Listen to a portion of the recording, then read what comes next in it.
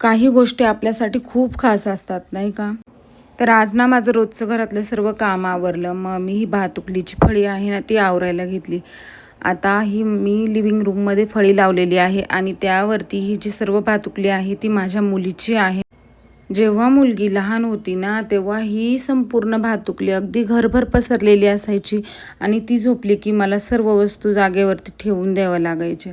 परंतु आता तसं काही होत नाही. मुलगी मोठी झालेली आहे तर ती काय खेळत नाही आता. मग मी ह्या गोष्टी बॉक्समध्ये भरून ठेवण्याऐवजी लिव्हिंग रूममध्ये एक फळी ठेवली आणि त्यावरती या सर्व वस्तू अरेंज करून ठेवल्या. आणि आत्ता सध्या आमच्या लिव्हिंग रूमचं अट्रॅक्शन ही फळीच आहे, कारण प्रत्येकजण मला या वस्तूंबाबत विचारत असतं. आणि ही सर्व भातुकली पितळेची आहे त्यामुळे बघायला खूप छान वाटते, परंतु ती ना अशी मोकळी फळीवरती ठेवलेली असल्यामुळे मला 15 दिवसातनं एकदा ती नक्कीच स्वच्छ करावी लागते. तर आज ना मी स्वच्छ करायला घेतलीच होती, म्हटलं तुमच्यासोबत पण शेअर करूया. आणि ही भातुकली ना माझ्यासाठी खूप खास आहे, कारण जेव्हा जेव्हा मी या भातुकलीकडे बघते ना तर तेव्हा तेव्हा ना माझ्या डोळ्यासमोर माझ्या मुलीचं बालपण उभं राहतं. आणि ही जी चूल आहे ना, चूल तर माझ्याकडे नेहमीच असते. लग्न झाल्यापासून मी एक चूल माझ्याकडे आहेच. आणि मागे जुनी झाली ती चूल, तर त्याला तडे गेल्यानंतर मी आता 1 वर्षापूर्वी पुन्हा एकदा ही चूल घेतलेली, तर ती मी पाण्याने पुसून ठेवत असते. तर ही जी फळी आहे ना, ही पण मी स्वच्छ करून घेतलेली आहे आणि यावरती मी पुन्हा एकदा ही भातुकली व्यवस्थित वाळल्यानंतर अशी अरेंज करून ठेवत असते. माझी मुलगी लहान होती ना, तेव्हा तिला भांडी खूप आवडायची. तर पहिल्यांदा आम्ही स्टीलच्या भांडीचा सेट आणलेला, परंतु तो ना हाताला लागायची पण भीती होती. मग म्हटलं थोडासा जाडसर असा सेट घेऊया. तर तेव्हा आम्ही हा पितळेचा सेट घेतलेला आणि हा अगदी खूप जाड असा भांड्यांचा सेट आहे आणि खूप छान असा सेट आहे. यामध्ये जवळपास सर्वच प्रकारची भातुकली आहे आणि हे जातं, खलबत्ता आणि पाटा वरवंटा मी तो नंतर घेतलेला आहे.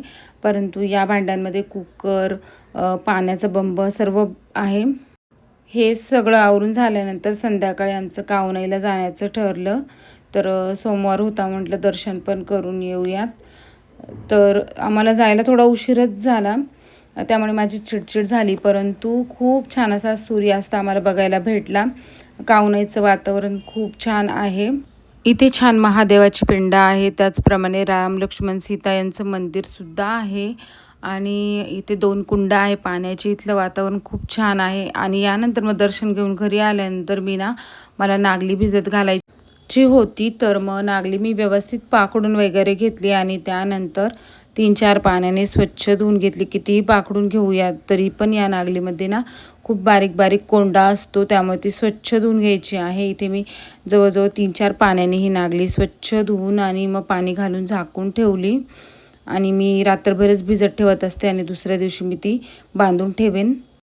आता ते तर झालं, परंतु स्वयंपाक बाकी होता. आता मी तुम्हाला ना पनीर कसं घरी बनवते ते दाखवते. तर पहिल्यांदा इथे 1.5 लिटर दूध घेतलेलं आहे. दूध व्यवस्थित तापवून घ्यायचं आहे अगदी वरती येईपर्यंत.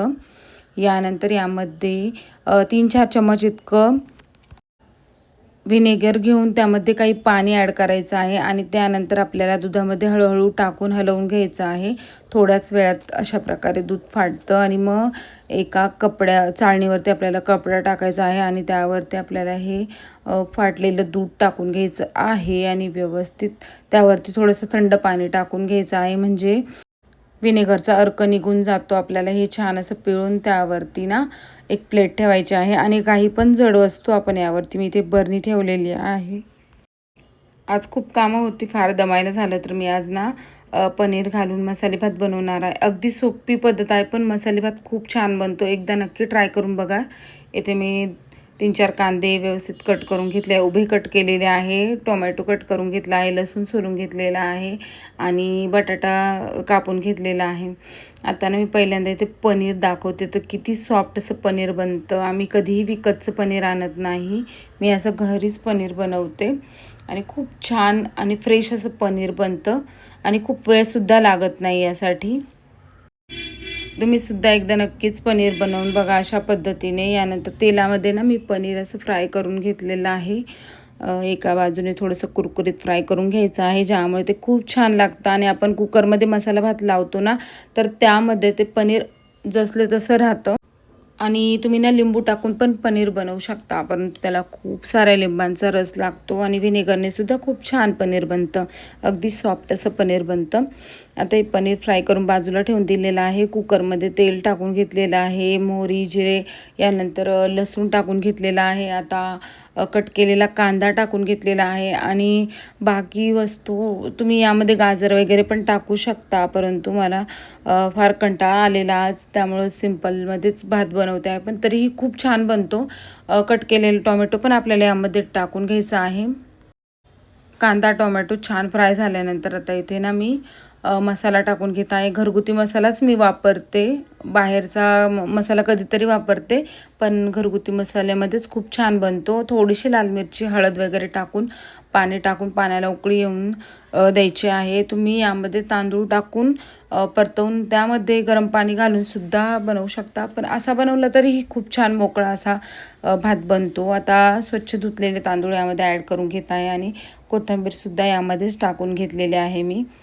आता वरतून आपल्याला हे पनीर टाकून घ्यायचे आहे आणि व्यवस्थित एकदा हलवून घ्यायचं आहे.